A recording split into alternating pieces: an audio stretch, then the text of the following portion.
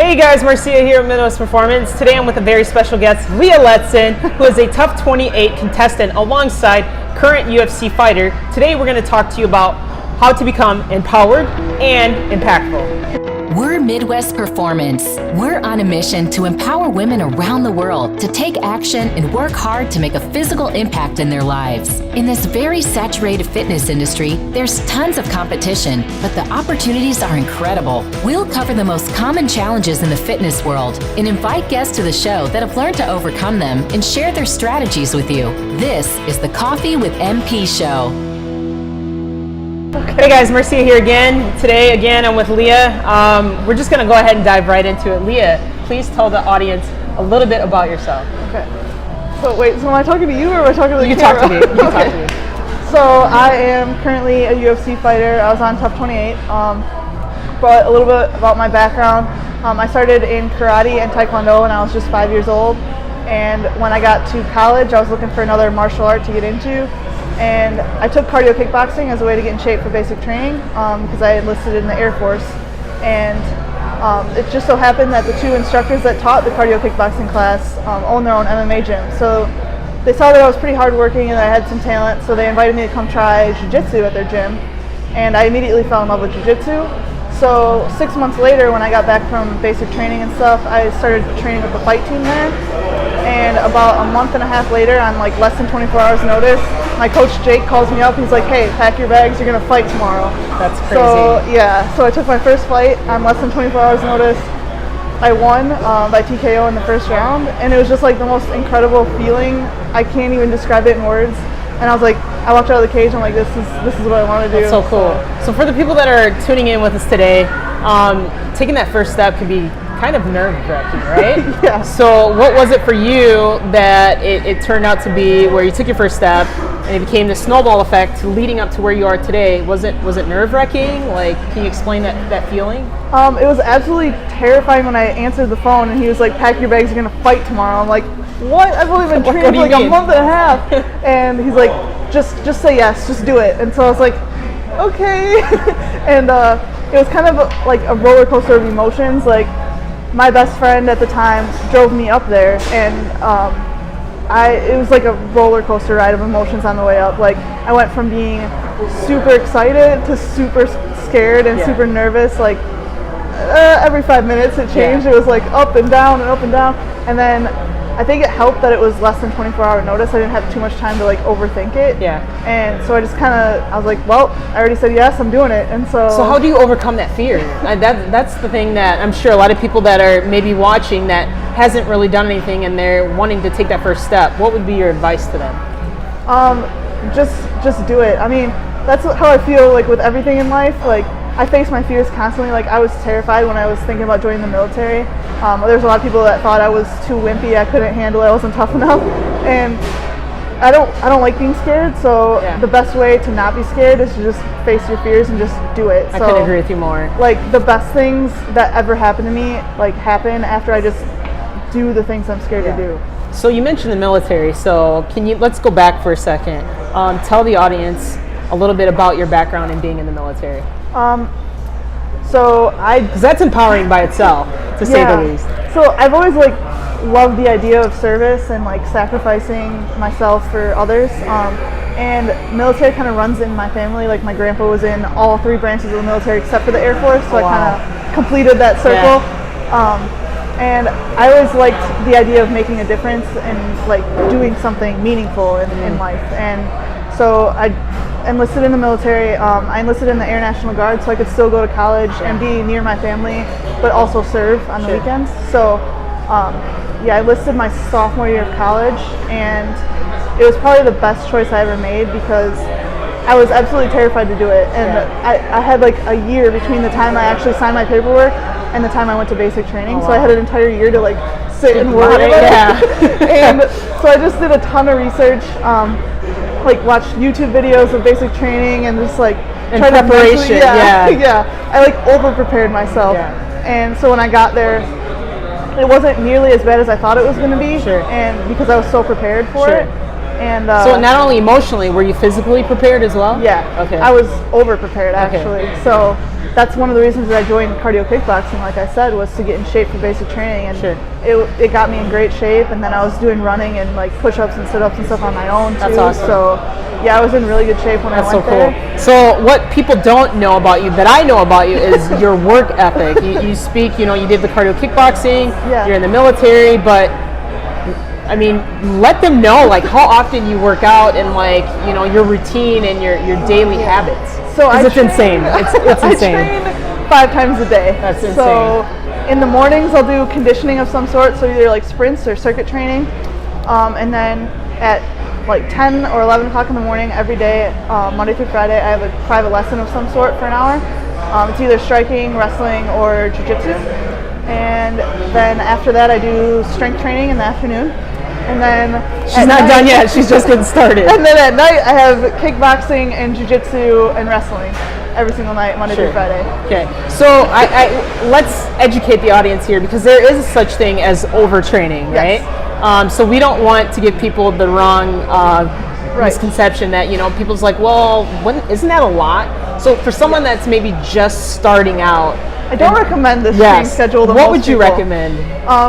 When you're just starting out, I would start with like once a day and then work your way up to twice a day. That's a good idea. And then if you're super dedicated and you're like really in good shape, then 3 times a day is what I would recommend. But I'm a little crazy. So. Right. So 3 times a day, meaning maybe take a strength and conditioning class, maybe do some cardio walking, or do a cardio session, maybe a strength training session, and then a technique of some sort, or like a sport. Yeah. Like, that's some really good advice. Ladies, I hope you're taking notes, because Leah's dropping some bombs today. So let's talk about the Ultimate Fighter. So a lot of people know that I was also on the show as well, but I want to hear your overall experience and how it made you a better person. Oh man. So I'd say that it was actually a lot similar to basic training. So I actually had a mental edge, I feel like, over everyone else because of my military background. Sure. I'm used to being away from family and friends for long periods of time. So 6 weeks of filming didn't seem like that bad. Basic training, you're cut off from society completely and you have no contact with the outside world. Same thing with being on there. So I had some experience with that. And I think being on the show taught me a lot about myself, because I didn't really get a lot of coaching or good training when I was on the show, like especially compared to what I'm used to. Like I'm used to, like I just said, like training 5 times a day. Like I have really good coaches and we're like really close, so we're constantly in contact with each other. I know they support me, I know they're there for me, and we have like this special bond, right? I didn't have that with my coaches on the show. So the fact that I was able to overcome that, the lack of training and the lack of support from my coaches, and I was still able to do well on the show, that shows me a lot about myself. And the fact that I was able to, I basically had to take it upon myself to get the training I needed. So I had to work on strength and conditioning and technique and stuff outside of training, because I just wasn't getting the quality of training I needed. So I was doing stuff outside of training, and I basically coached myself throughout 6 weeks. That's insane. And yeah, that taught me a lot about my work ethic, my dedication, and the fact that I'm willing to, that I can do so well without any support whatsoever. Exactly. Yeah, I really like that about you, because some people have a tendency to just give up when things get really hard. It's instead of pushing forward and finding other alternatives, they just give up. And I like that about you. It shows I have a commonality. You explain your military and doing the cardio kickboxing and doing the tough show, is that you not only had a physical side but also a mental side of things. And I think that for the audience that's watching, you too can also relate to that as well. So thanks for sharing that, because that's, I mean, this girl did overcome adversity, and I promise you, if she can do it, so can you. So is there something else that you'd like to share with them, just that maybe they don't know about you, and any advice that you may have for the people that are watching?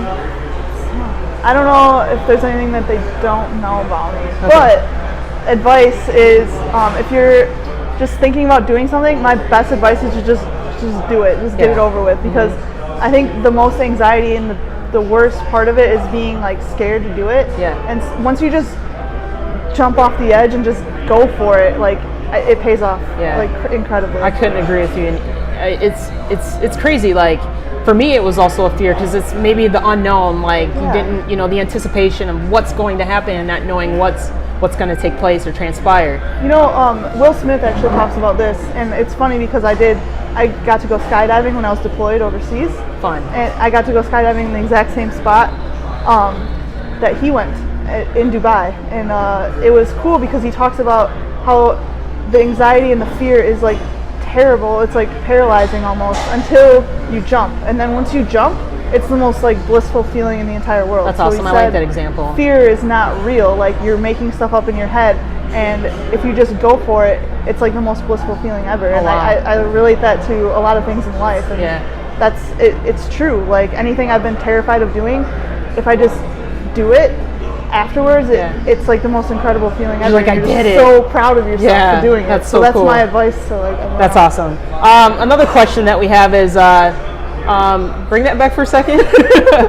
What does it mean to be a female in the kind of stage of like in the UFC, and how do you hope to impact people with that opportunity or with? It's pretty incredible the fact that the sport has grown so much for women, and just in the past few years, like thinking about it, before Ronda Rousey was in the UFC, Dana White said that there would never be a female in the UFC. True, and that wasn't that long ago, to be honest. So, and it's a sport dominated by males, so obviously a lot of times females deal with sexism in the sport, and like a lot of guys don't want to train with you because they think you're fragile or something, and then they don't like it, their ego can't handle it if you beat them up. And so just kind of breaking stereotypes, I think, is something I am really passionate about, especially being in the gym. We have a lot of university students that come to our gym in Milwaukee, and a lot of those guys have huge egos and they can't handle it when a girl beats them, and it's like, girls aren't like these weak, fragile creatures that you make them out to be. Like, we can be strong, we can be tough. I completely agree with you. Yeah, I completely agree with you. Any advice that you would give to the women about being confident in themselves and their abilities? Honestly, I struggle with confidence too a lot. I definitely did in the past, and I think that just kind of when you start to just do things for yourself and like really just try to do positive self-talk and just try to believe in yourself, I think you just have a better outlook on life. And honestly, I know I struggle with it still. I struggle with confidence issues still, and a lot of people wouldn't believe that because like I've been successful in my career and stuff, but like it's still a struggle I have. So I think we all do. We're not perfect. We're human, right? Yeah, so, exactly. Yeah. Cool. With that being said, anyone in the audience, and even for that matter, your audience that's tuning in today, tell everyone who Leah Letson is. That's a tough question. So I guess the main reason I'm like using MMA as like a platform for me to be a role model for kids, for women and for kids, especially young girls, because a lot of young girls are told that they have to be pretty and they have to do certain things, they can only play with certain toys, and they have to be a certain way. And I like to break those gender stereotypes. I agree with you more. I want girls to feel like they can do anything that they set their mind to. And that's something that my mom instilled in me when I was very young, and she told me my entire life, you can do anything you set your mind to. And I feel like a lot of little girls, they need to hear that message, because they get told like, oh, that job's only for boys. Right. And, like, they shouldn't ever feel like that. They should be able to do whatever they're passionate about. And I want to make a difference in the world. And as cheesy as that sounds, I really do.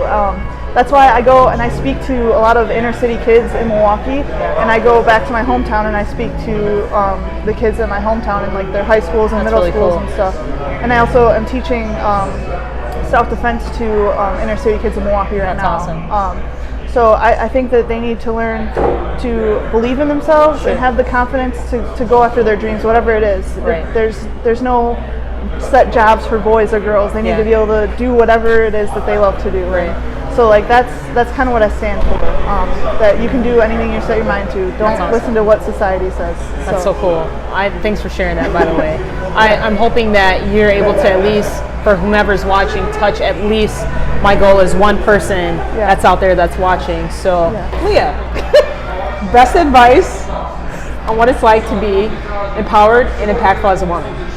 By the way, guys, for you just tuning in, that was really hard. We did about 10 takes. We're just keeping it real. So my best advice to other women to become empowered and impactful is to just believe in yourself, have confidence, and believe in yourself, and do what you love to do. And other women will see that, whether it's through social media or just like being friends and knowing someone who's going after their dreams. Sure. Supporting other women that are going after their dreams, because a lot of times as women we tend to tear each other down instead of build each other up. So I think that support your other friends and just go after your dreams and believe in yourself and believe in your dreams, and other women will see that and hopefully follow you. I really like that. That was some really good advice. So I just want to thank you for coming on to the show today. Thanks I for greatly having me. appreciate it.